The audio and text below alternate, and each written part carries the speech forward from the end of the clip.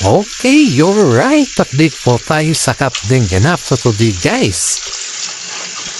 Captain Ganap for today, guys. Update po tayo sa ngayon. Ang update po natin sa ngayon, guys, is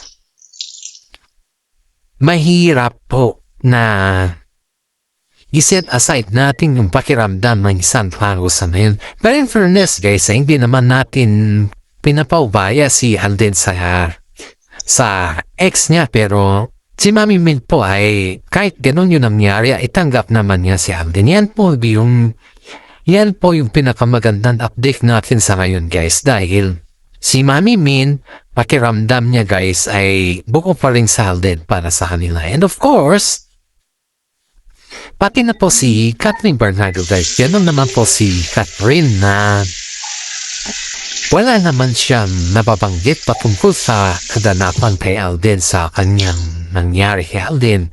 Supposedly, si Catherine pa nga po ay umahanga kay Alden dahil kahit ganun yung issue sa kanya, ay nag-i-stand pa rin si Alden by his own feet. So, ibig sabihin nun, guys, is independent po si Alden na tao. Hindi siya yung tao na kailangan pa rin niya yung nanay at tatay or yung mga kailangan pa rin niya yung mga nanay at tatay niya, guys.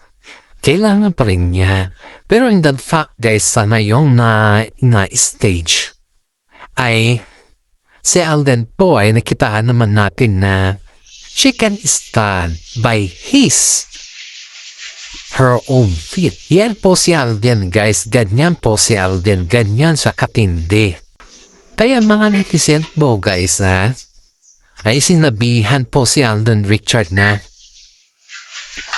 napakaswerte naman ni Catherine sa kanya. Ang dami nagsasabi na napakaswerte ni Catherine Bernardo sa kanya dahil si Alden po ay hindi siya yung tao na mama's boy. At the same time, kaya niyang protektahan si Catherine kahit kanina.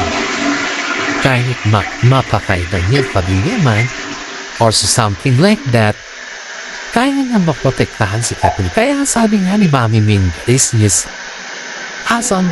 nasaan ka ba, Alden, nung nag-umpisa pa lang si Catherine? So, ibig sabihin nun, guys, is napaparamdam si Mami Min na sana ito na lang maging kakabal ni Catherine. Sana ikaw na lang naging partner ni Catherine noon para sa ganun isang gaman kayo kami.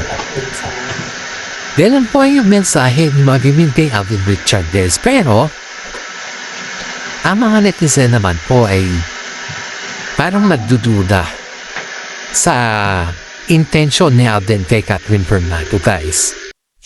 Malinis naman po yung intention ni Alden Richard kay Catherine Bernardo, guys, dahil alam naman din natin si Alden Richard po ay wala naman masamang tinapay kay Catherine Bernardo. At sinabi na ng mga ibang fans dyan na hindi natin alam, guys, ito yung for the records only kasi mamaya iba-iba na naman yung sasabihin nila sa atin ba.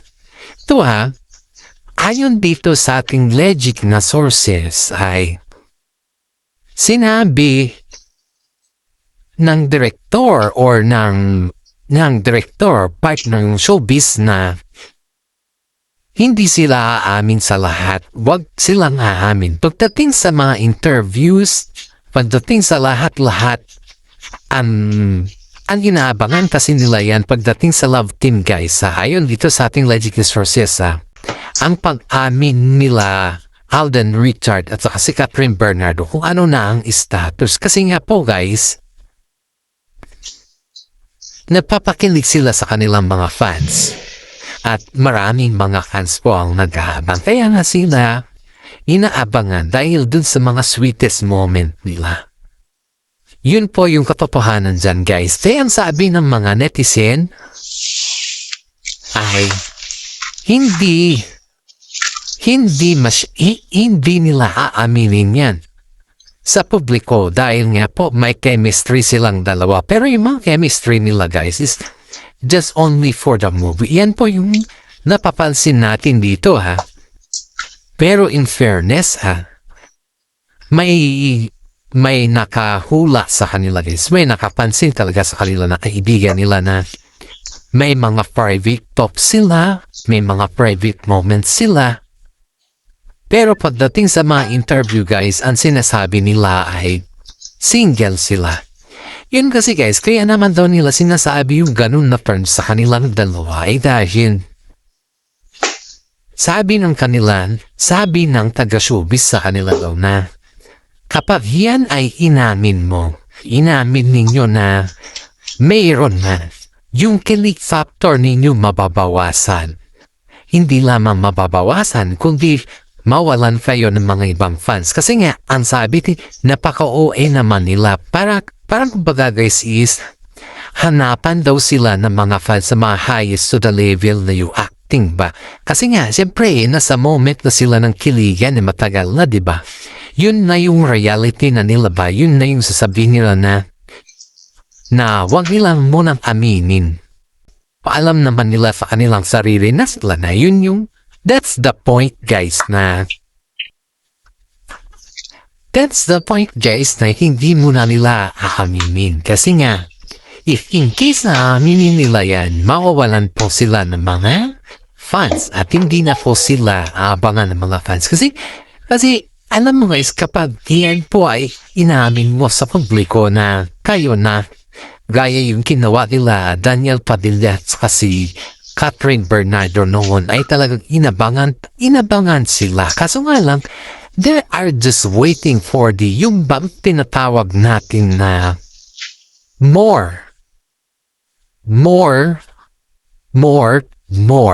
You know the point? Alam niyo ba yung ibig sabihin ng more? Kumbaga guys is hinahanap nila yung best nila. Hindi na yung sa terms na yung kilig factor. Wala na yun eh. Hindi na yun yung hinahanap ng mga fans sa kanila. Kundi yung best of them. Yung best na talaga. Yun yung pinakamasaklap dito guys. Kasi syempre pinakita mo, sinabi mo sa mga netizen na kayo na and then they are aftering the best of it. Aba kahit naman po sino guys na sabihin mo na kayo na sa loob ng showbiz, alam mo naman yung mga fans mo, diba? Ayaw naman nila magpatalo yan guys eh. Pag fans kasi pinag-uusapan, ito yung real talk tayo guys. Pag fans kasi pinag-uusapan guys at idolo pa ng lahat ng mga fans, kahit anong gawin mo, sikat na sikat ka, nagwa-viral ka. Ganun lang katindi yun. Ganun lang yung starting the point yun. Pero pag yung bang sabihin natin na nandyan lang tayo, ganun ba yung gumagawa tayo ng mga kondisyon natin para sa ating sarili, parang wala pakialas ka, ganon. In fairness, guys, sobrang bait pa rin. Sobrang bait pa rin na mga fans sakat din kung tutuusin mo. Diba? Kaitong si Alden Richard guys. Kaitong si Alden Richard ay mas minabuti pa niya na manahimik na lang daw. Kaya na po, sabi ng mga netizen dito na okay na yun, yung manahimik na lang muna si Alden Richard. Para sa ganun naman is may enhance naman ni Catherine Bernardo yung tinatawag na respeto. Kasi alam nyo guys, sa dami ng mga naging katamban ni Alden Richard is always kilig-kilig nilang daw or walang sabi-sabi or after na movie, wala na. Yan daw yung mga napapansin nila guys. Pero as for me, hindi ako against kay Alden Richard kasi ang vlog natin is about sa kanila. Hindi rin ako against kay Catherine Bernardo na yung bang blessings is always there for them.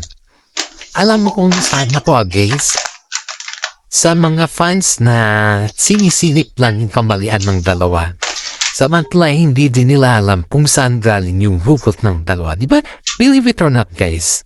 Ang dami din mga tambalan sa ngayon na problema din nila kung paano sila gagalaw sa mundo ito. Ayun. Pero itong si Alden Richard guys ay sabi nga ni Mami Min sa lahat ng kanyang mga interview, let them be praise of you, sabi niya, hayaan mo na lang sila. Kasi darating din yung time na ma-appreciate ka nila. At ngayon guys ay na-appreciate na po nila sila Alden Richard at saka si Catherine Bernardo. Pero in fairness dito guys, hindi masyadong bongga si Alden Richard sa layon. Dahil may solo movie po si Alden Richard sa ngayon guys. Kaso nga lang, ito yung balita, kinansel nila yung bago niyang movie guys dahil dun nga sa problema ng kanyang ex na hindi pa niya naayos-ayos. Sabi nga ng makaramihan ay dapat kailangan niya din na ayusin na yung problema sa kanyang ex. Para sa ganon, ay mabilis na yung proseso ng kanyang movie. Ganun pala guys, ito yung medyo aware tayo sa mga bagay-bagay dito. Kasi first time naman din natin narinig. Kapag may mga issue pala sa loob ng showbiz na mismo ikaw yung na-issue, mapa-heavy man yan or something na hindi naman talaga kinai-issue. Yun pala ay obligado ka pala na kumbaga is you need to be careful sa mga galaw-galaw mo.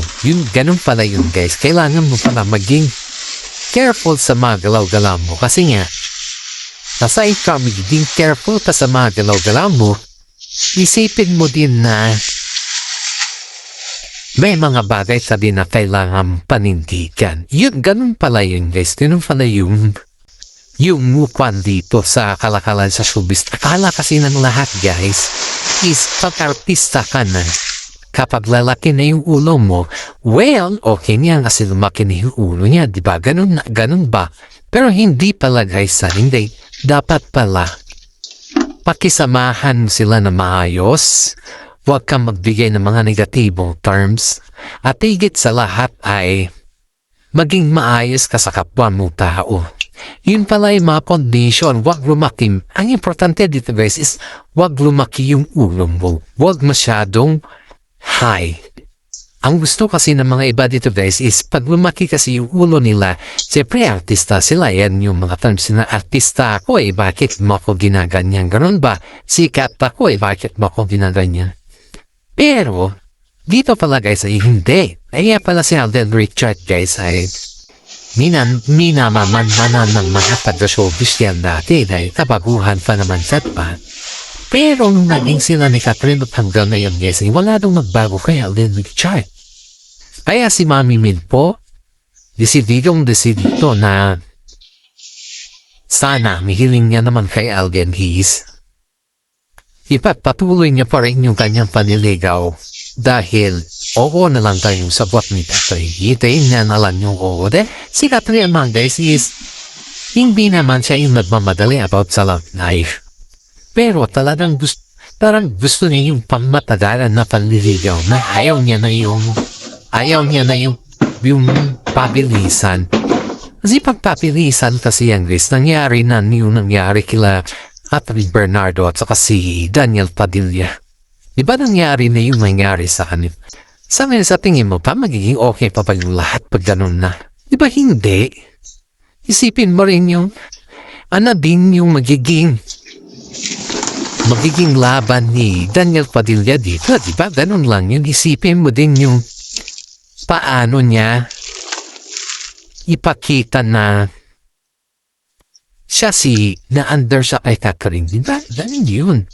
Ay, itong si Daniel Padilla guys ay nakikita niya na pinapaboran kasi si Catherine sa lahat. Kaya, ang daming mga netizen po ang nagsasabi na napakaswerte pa rin ni Catherine Bernardo kay Alden Richard.